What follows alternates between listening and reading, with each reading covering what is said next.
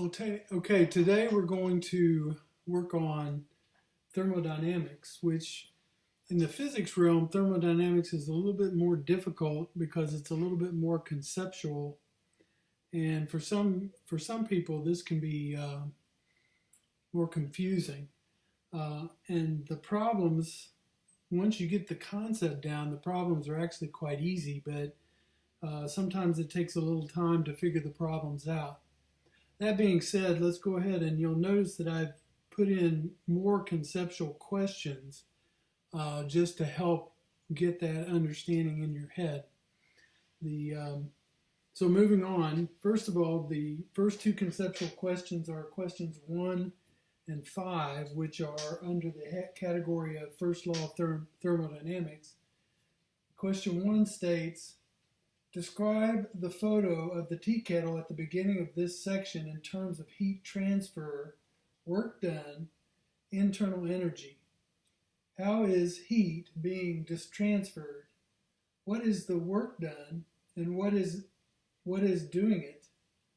How does the kettle maintain its internal energy? Now, if you look at this, is actually on page 508 in the book, right under the title 15.1, First Law of Thermodynamics. And if you look, the heat transfer is coming from the external environment. If we make the tea kettle the system and everything else is the surroundings, then the heat comes from the stove, which is the surroundings, into the kettle. So heat is being transferred into the kettle. Now, when the kettle is boiling, which it is in this picture, then the expansion of steam is the work done by the kettle on the surroundings. And the internal energy of the kettle is resonant in the water of the kettle and in the material of the kettle. And so if you were to draw a picture like this, this would be the tea kettle, and the work out would be represented by the steam, and the heat in would be represented by the heat produced from the stove. And the internal energy is housed or is stored in the material that makes up the kettle and in the material or in the water that's in the kettle. Number 5 states, if you run down some stairs and stop, what happens to your kinetic energy and your initial gravitational potential energy? Well, while you're running, while you're moving down those stairs, you have a kinetic energy which is equal to 1/2 times the mass times your velocity squared. When you stop, your kinetic energy goes to 0. At the same time, if the top of the stairs represents some height value h, and the bottom of the stairs represents some value h0, then your potential energy changes by your mass times gravity times the change in your height, or you lose gravitational potential energy. Problem number 5 states the following. Suppose a woman does 500 joules of work and 9,500 joules of heat transfer occurs into the environment in the process. So you have a woman, she puts out 500 joules of work, and into the environment goes 9,500 joules of heat. What is the decrease in internal energy, assuming no change in temperature or consumption of food? Well, the decrease or change in internal energy is going to equal Q minus W. Now, you have to remember that when heat is put out from an environment, it's a negative number. So you have minus 9,500 minus a plus. Work done on the environment is a positive 500. And so the total here is going to be 10,000 joules minus 10,000 joules of internal energy. So there is a loss of internal energy of minus 10,000 joules. So that's A. And B states, what is her efficiency? Well, efficiency is equal to the work output divided by the heat input, which is, divided by the energy input. Sorry about that. And so this is going to equal W divided by Q, or delta U, which is equal to 500 divided by 10,000 times 100% efficiency. So that's 5% efficiency. Problem number 6. How much food energy will a man metabolize in a process of doing 35 kilojoules of work with an efficiency of 5%? So his efficiency is equal to 5%, and his work is 35.0 kilojoules. Now we know that efficiency equals work divided by the change in internal energy, and that means that 0.05 is equal to 35.0 divided by delta U. So delta U is going to equal 700 kilojoules, or if you divide this by 4.19, it's 167 kilocalories. There's 4.19 calories or joules in a calorie. Now, that's how much food you would have to eat in order to do this amount of work at that level of efficiency. The second part of the question is, how much heat transfer occurs into the environment to keep the temperature constant? Well, that's going to equal his food intake, or total U, times the inverse of his efficiency, because 5% goes into work, the rest goes as a form of heat, or delta U, which is what we've calculated here, is going to equal 167 minus 35. It's going to be times this, so the rest is in the form of heat. And so that's 159. How long will the energy in a 1470 kilojoule or 350 kilocalorie cup of yogurt last in a woman doing work at the rate of 150 watts with an efficiency of 20%? Okay, so 150 watts is equal to 150 joules per second output. Now, if we are 20% efficient, then that means that we multiply this by 5, because 20%, if you divide 20 into 100, you get 5, and that's going to be 750 joules per second of energy used. So in order to do 150 joules per second with a 20% efficiency, if you divide this by 0.2, which is the same as multiplying by 5, you're ending up using 750 joules per second. Now, she ate 1,470 kilojoules, and if we divide that by 0.75 kilojoules per second, then we're going to get 1,960 seconds, or 32.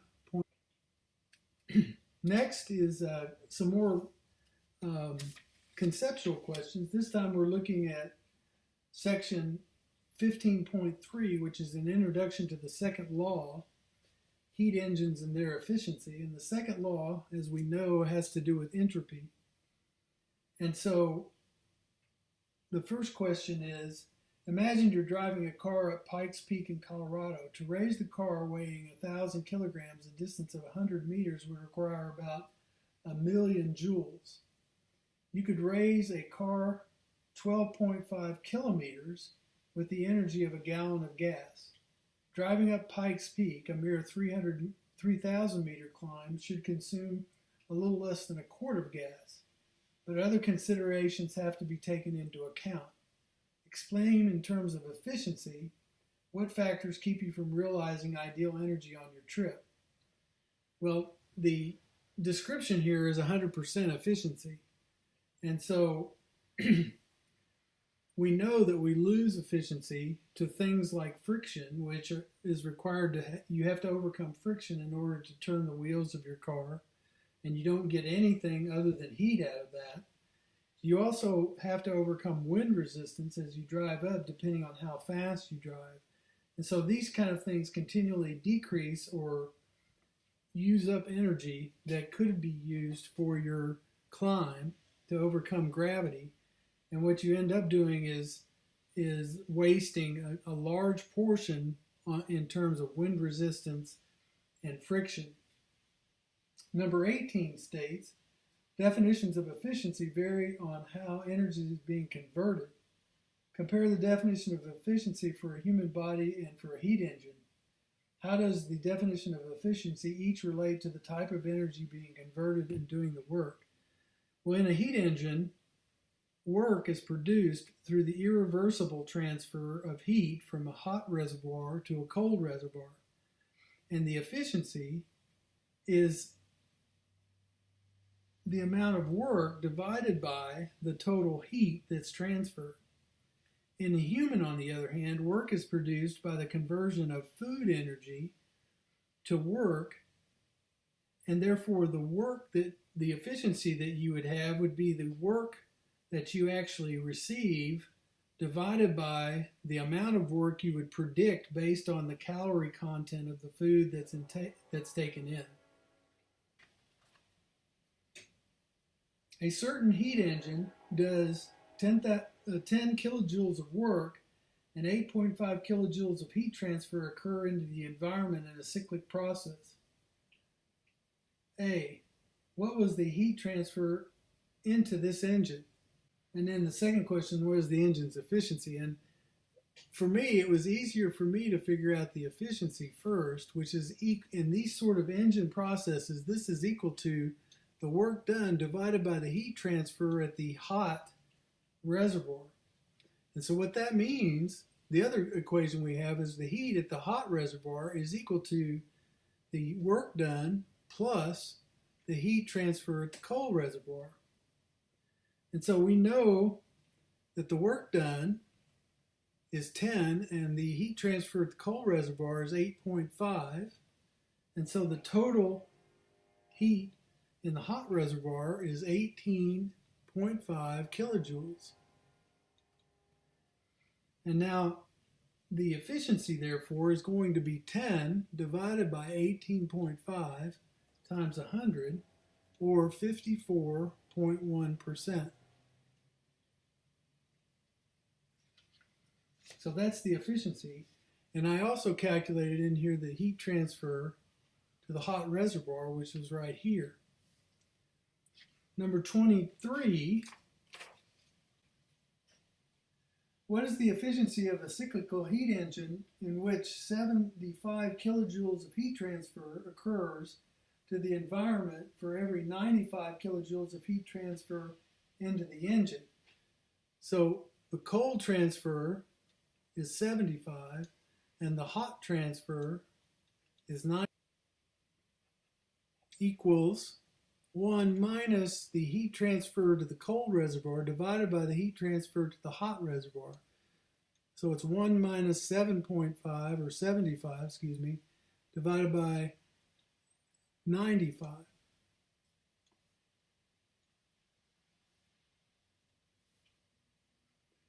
And that's going to equal 0.211 or 21.1% efficiency.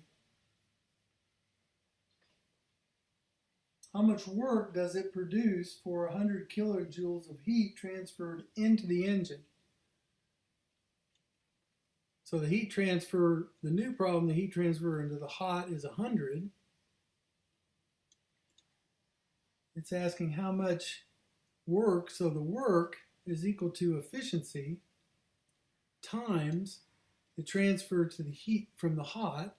So this is 0.211 times 100, or 21.1 kilojoules of work.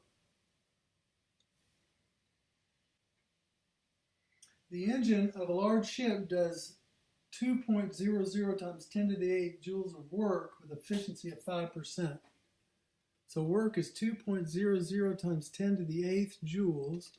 The efficiency is 5%. How much heat transfer occurs into the environment? So basically QC is what they're asking for. From this equation, we know that QH is equal to W divided by efficiency. And so that's going to be the W here, this number, 2 times 10 to the 8th divided by 0.05, which is going to give us 4 times 10 to the 9th joules.